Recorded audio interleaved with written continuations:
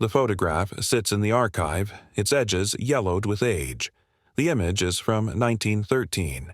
It shows the children of the Fairhaven Home for Orphaned Youth, a small institution in the hills of rural Pennsylvania.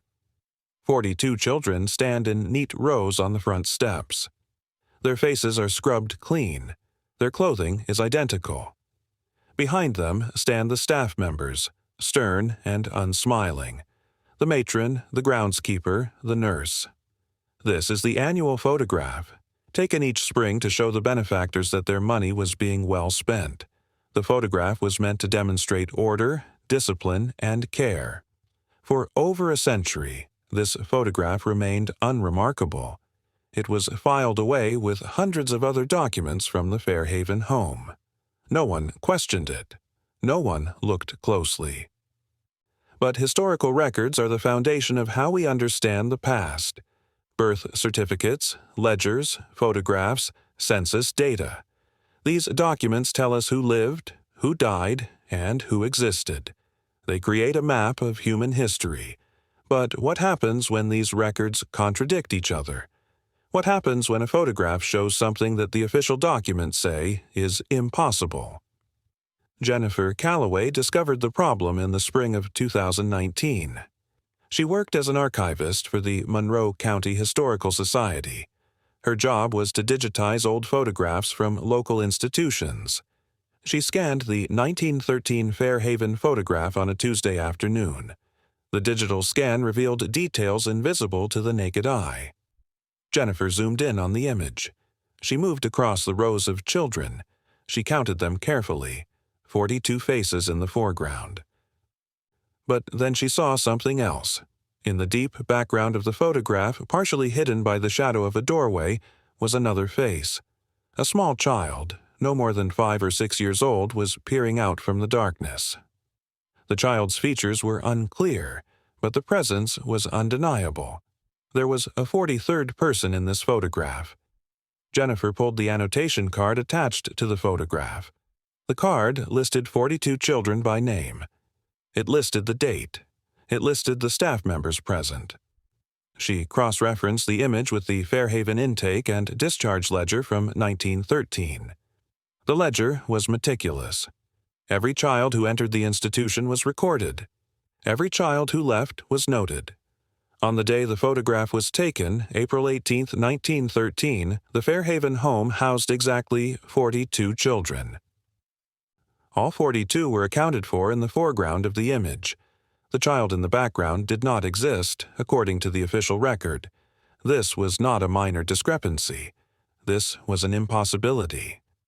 Jennifer sat at her desk for a long time, staring at the screen. She had worked with historical photographs for years. She had seen damaged images, faded prints, and poorly developed negatives. But she had never seen anything like this.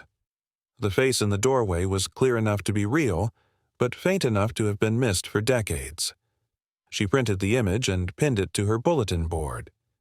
She needed to understand what she was looking at. Jennifer's first thought was that the photograph had been damaged or altered. Double exposures were common in early photography. A smudge or a trick of light could create the illusion of a face. She contacted Linda Hayes, a forensic photograph analyst who specialized in historical images. Linda arrived at the Historical Society 3 days later. She brought her equipment in 2 large cases. She set up her workspace in the climate-controlled storage room where the original glass plate negative was kept. Linda examined the plate under magnification. She used specialized lighting to check for scratches, cracks, or chemical damage. She analyzed the grain patterns across the entire image. She measured the focal depth of the child in the doorway compared to the children in the foreground. She worked for hours, making notes and taking measurements. When she finished, she looked at Jennifer with a puzzled expression. Her conclusion was definitive. The image was not a double exposure. There was no evidence of tampering or damage. The emulsion on the glass plate was intact. The child in the doorway was physically present when the photographer opened the shutter. The anomaly was not in the photograph. The anomaly was in the record. This discovery escalated the mystery. If the photograph was authentic, then the Fairhaven home had housed a child who was never officially documented. But how could that be possible? The Fairhaven home was not a chaotic place. It was governed by strict rules and obsessive record-keeping. Jennifer began researching the institution's history. The Fairhaven home operated from 1887 until 1954. It was not a place of warmth or comfort. The children lived under harsh discipline. The staff maintained absolute control. The institution's superintendent from 1905 to 1925 was a woman named Mary Pritchard. Mary Pritchard was known for her severity. Staff reports described her as cold, demanding, and pathologically obsessed with order. She counted every spoon, every bar of soap, every child. She conducted inspections daily. She tolerated no deviation from her rules. Former staff members who wrote memoirs years later described her as a woman who valued discipline above all else. One account described how she once withheld dinner from an entire dormitory because one child had left a shoe untied. Another described how she kept a detailed log of every visitor, every delivery, and every expenditure down to the penny. The idea that Mary Pritchard would allow an undocumented child to exist under her roof seemed absurd. It violated everything she stood for. Jennifer expanded her search beyond the official records. She looked for personal accounts, letters, diaries, anything that might explain the discrepancy. She spent weeks going through boxes in the archive basement. Most contained mundane documents, financial reports, supply orders, correspondence with benefactors. But then she found something different. A journal in a small, uncatalogued box. The journal belonged to John Mercer, the groundskeeper at Fairhaven from 1910 to 1920. John's handwriting was rough and uneven. His entries were brief and factual. Most described his daily work, repairs to the fence, problems with the furnace, deliveries of coal. But several entries from 1913 stood out. In March, he wrote about hearing strange sounds from the attic. He described it as a cry, faint and distant. He wrote that he mentioned it to Mary Pritchard, and she told him it was nothing. In April, just days before the photograph, he wrote about the matron's rage. He did not explain what caused it, but he noted that she spent an entire afternoon locked in her office. In May, he mentioned seeing a small figure darting through the hallways late at night. He called it the shadow child. He wrote that Mary Pritchard told him to ignore it. She warned him not to speak of it to anyone. She told him it was none of his concern. This was the first clue that something had been hidden. The child in the photograph was not a mistake. The child was deliberately concealed. Jennifer needed to find out who this child was. She brought in Robert Dalton, a genealogist who specialized in institutional records. Robert had helped solve several historical mysteries in the county. He had traced forgotten families and identified unmarked graves. He approached the problem methodically. Robert began a systematic search. He checked birth records for Monroe County and the surrounding areas. He looked for any child born between 1907 and 1910 who might match the age of the figure in the photograph. He created a list of every child born in those years. He then cross-referenced that list with death certificates, adoption records, and census data. He was looking for a gap, a child who appeared in the birth records but vanished from all subsequent documentation. He searched police reports for missing children. He expanded the search to neighboring counties. He checked the records of other orphanages and state institutions. He looked for transfers that might have been misrecorded. He checked church baptismal records and cemetery logs. The search took months. Every lead ended in frustration. The child in the photograph had no official identity. It was as if they had never existed. Robert sat in Jennifer's office one afternoon in late summer. He spread his notes across her desk. He had compiled hundreds of pages of data, birth records, census sheets, immigration documents. Nothing matched. He looked defeated. But then he had a thought.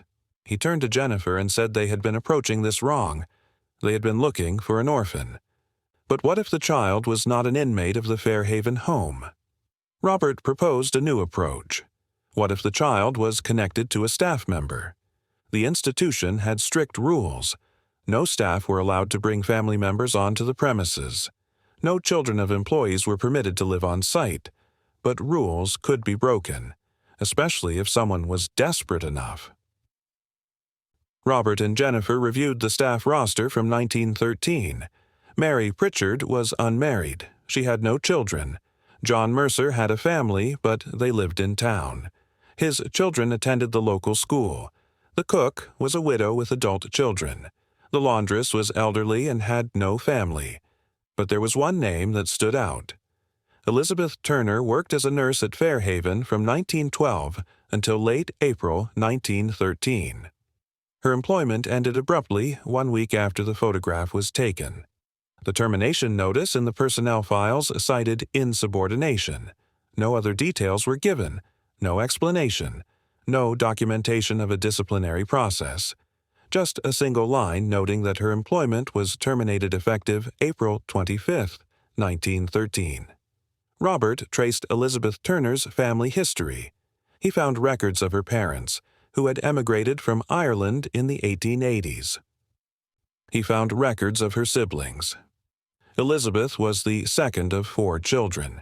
He found her employment history before Fairhaven. She had worked as a domestic servant and then trained as a nurse at a hospital in Scranton.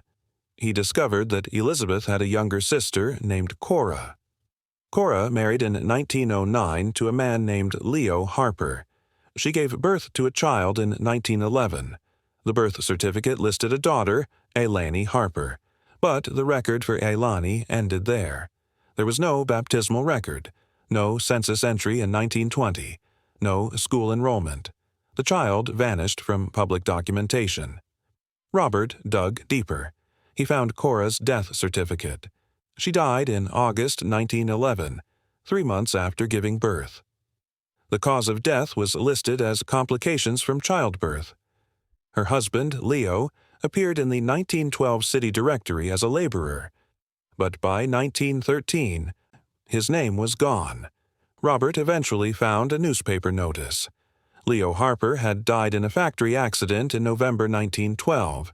Ailani would have been orphaned at 18 months old. The theory began to form.